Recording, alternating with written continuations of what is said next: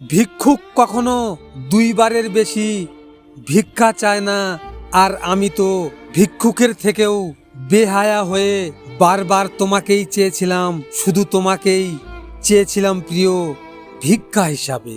চিন্তা করিস না, আমার মতো মানুষ আর কখনো তোর পিছনে ঘুরবে না, আসবে না আর তোর সেই পবিত্র মনের জীবনে। একটা সত্যি কথা কি জানো, কষ্টের কোনো ওজন হয় না, তবুও তাকে বহন করতে অনেক কষ্ট হয়।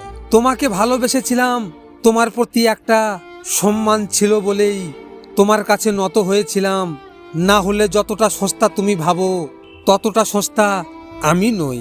কি খুঁজছেন? ভালোবাসা, সেটাও আজকাল ওয়াইফাইয়ের মতো হয়ে গেছে, যতক্ষণ পাশে থাকবেন ততক্ষণ কানেক্টেড, আর দূরে গেলেই সার্চিং নেটওয়ার্ক। কষ্ট সহ্য করার অভ্যাস আছে, কিন্তু কাউকে কষ্ট দেওয়ার অভ্যাস আমার নেই। হ্যাঁ, এটাই আমি। আজ থেকে শুরু করলাম জীবনের এক নতুন অধ্যায়। থাকবে না কারো প্রতি মায়া, থাকবে না কারো প্রতি বিশ্বাস। জেনে গেছি এই পৃথিবীতে কেউ কারো নয়, কিছুটা মায়া আর বাকিটা অভিনয়। আমার জীবনটা এমনই, কেন জানেন? যার ফেরার অপেক্ষা কেউ করে না, তার হারিয়ে যাওয়াই ভালো। মনে রাখবেন, রাত সবার জন্য হলেও রাতের ঘুমটা কিন্তু সবার জন্য নয়। বুঝলে বন্ধু, পুরুষ মানুষের সুখ শান্তি পকেটের অবস্থানের সাথে ওঠানামা করে। অবহেলা করলে লোহাতেও মরিচা ধরে, আর আমরা তো মানুষ মাত্র। মিথ্যা আশা দিয়ে কাউকে অপেক্ষায় রেখো না, সত্যিটা বলে দূরে সরে রাখাই ভালো, কারণ অপেক্ষার ক্ষত কখনো শুকায় না। বুঝলে প্রিয়, যদি কোনো টাকার বিনিময়েও তোমারে পাওয়া যেত, তবুও চেষ্টা করতাম তোমার আপনজন হওয়ার, কিন্তু তুমি তো বদলে গেছো, তোমায় ফেরানোর আর কোনো পথ নাই আমার কাছে। তুমি শান্তিতে থেকো, আমার কারণে তোমার শান্তি নষ্ট হোক সেটা আমি চাই না। আমি যদি তোমাকে কোনো কারণে কষ্ট দিয়ে থাকি, তাহলে আমাকে ক্ষমা করে দিও। তুমি কখনো সুন্দর কাউকে খোঁজো না, একটা সুন্দর মন খোঁজো, যেন সারা জীবন সুন্দরভাবে তোমার পাশে থাকে।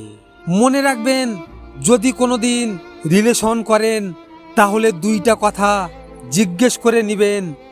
এক, কবে ছেড়ে দিবা, আর দুই, কতটা কষ্ট দিবা। জানেন, আমি তো জিজ্ঞেস করতে ভুলে গিয়েছিলাম, তাই এখন খুব কষ্ট পেতে হচ্ছে।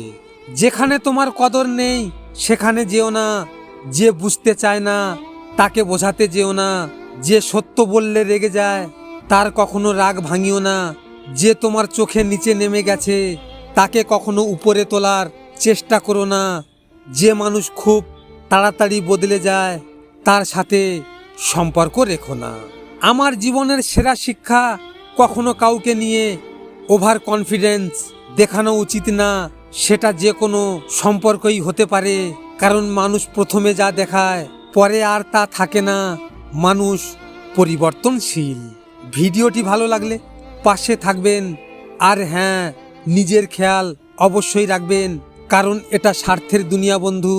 এখানে নিজের খেয়াল নিজেকে রাখতে হয়, অন্য কেউ রাখবে না। দেখা হচ্ছে পরের ভিডিওতে। ভালো থাকবেন, সুস্থ থাকবেন।